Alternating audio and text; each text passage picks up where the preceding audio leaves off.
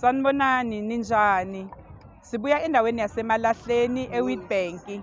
Ama-crash asezinambeni nama-crash waseLinville, Akhaville, Guqa, ama-crash wasetown silana sizozikhalela ku-Department of Education njengabasebenzi, njengabo-principal, ama-founder wama-center. Siyahlupheka kakhulu. Ngokuhlupheka kwethu i-subsidy ayifiki ngesikhathi. Sinama-center asebenzela emakhaya. Ngokufisa kwethu sifisa ukuthi lawo ma-center bawabonelele ngoba kunabantwana manje bezakhamuzi zaseMalahleni, izakhamuzi zomphakathi wase-South Africa.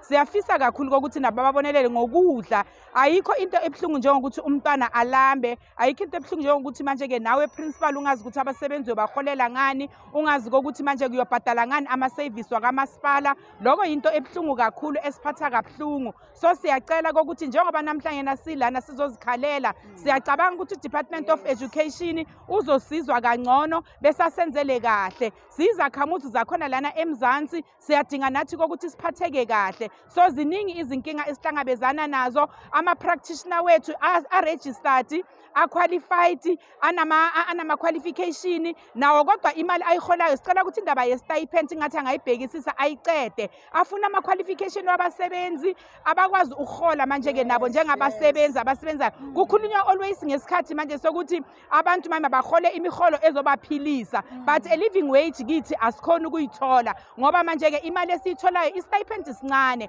Uma manje unabothisha abayi-7 akusimnandi kokuthi baholele manje i-1,300 phezu kokuba abazali abasasebenzi. Niyabona nani lana e-South Africa futhi especially endaweni yakithi yaseMalahleni abasebenzi badilizwe kakhulu. Imali ayisekho yokuthi manje-ke bangahola manje babhadale i-school fees babhadale. So labantwana abahola isasa yibo laba bagcwele ema-center wethu and abazali abakhona uku-afford ukubhadala i-school fees. Yingakho singababhadalisi i-school fees sibona kokuthi u-government makababonelele nathi asikhuphulele le mali. i-R17 beyincane kakhulu. Singabonga kakhulu nje u-government mangathi R30 ngelanga nje umntwana abe ngalo khona e-center. Sibone kokuthi leyo mali yosimikisa phambili izosilethela ukuthi siphile. So siyabonga manje-ke kakhulu njengoba siphumile singama-ECD wonke namhlanjena silana kule ndawo sizele kona ukuthi sizozikhalela. Siyazikhalela Department of Education njengabantu manje-ke abaphila kulo mhlaba waseMzansi kokuthi nathi awusibhekelele kangcono, awuthi mawenze makwenzeka i-budget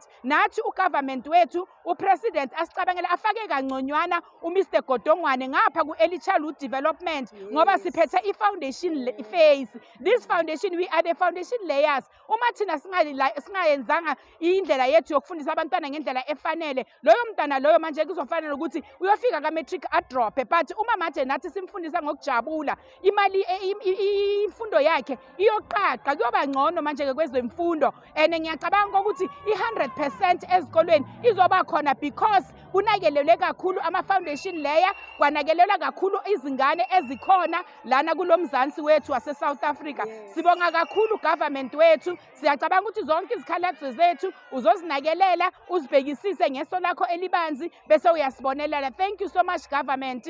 Thank you. Viva amandla awethu.